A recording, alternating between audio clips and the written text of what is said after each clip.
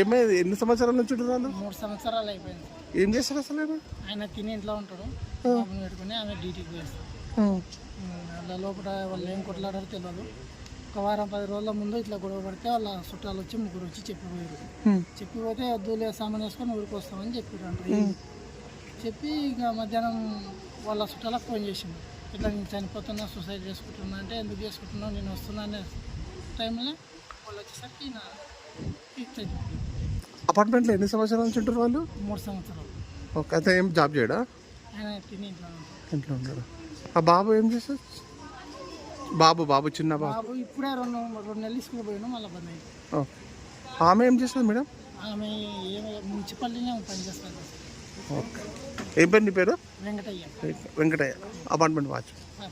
Nagar PS లిమిట్స్లోని బండ్లగూడలో యమున రెసిడెన్సీలో ఫ్లాట్ నెంబర్ G1లో ఒక ఫ్యామిలీ సూసైడ్ చేసుకునే ఇన్ఫర్మేషన్ మీద మేము రావడం జరిగింది. ఆనంద్, ఇందిరా అండ్ అతని 3 సంవత్సరాల బాబు పాయిజన్ తీసుకొని చనిపోయినట్టు సమాచారం మీద వచ్చి చూసేసరికి బాడీస్ ఉన్నవి. అటు బాడీస్ని మేము పరిశీలించి ఉస్మానియా హాస్పిటల్ షిఫ్ట్ చేయడం జరిగింది. పిటిషన్ బంధువులు వచ్చినారు. వాళ్ళ పిటిషన్ మేరకు కేసు నమోదు చేసి. ఆనంద్ ఏం చేస్తాడు సార్? ఆనంద్ మిల్క్ బిజినెస్ చేస్తాడంట. మిల్క్ బిజినెస్ చేస్తూ మరి ఫైనాన్షియల్ ప్రాబ్లం ఏమైనా ఉందో తెలియదు. పిటిషన్ అనంతరం ఆనంద్కి ఎంతమంది పిల్లలు సార్? ఒక్కడే బాబు. కారణం ఏంటి సార్ అసలు చనిపోయడానికి కారణం? ఫైనాన్షియల్ అంటున్నాను. Financial problem sir. Okay sir, thank you.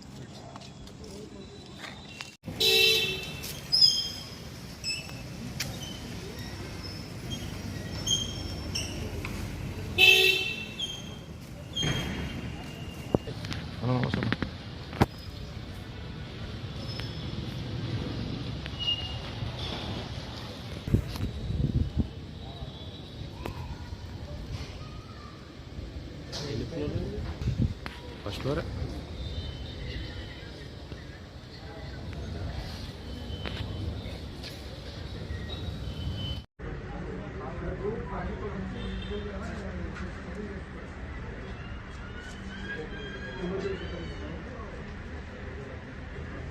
ధన్యవాదాలు.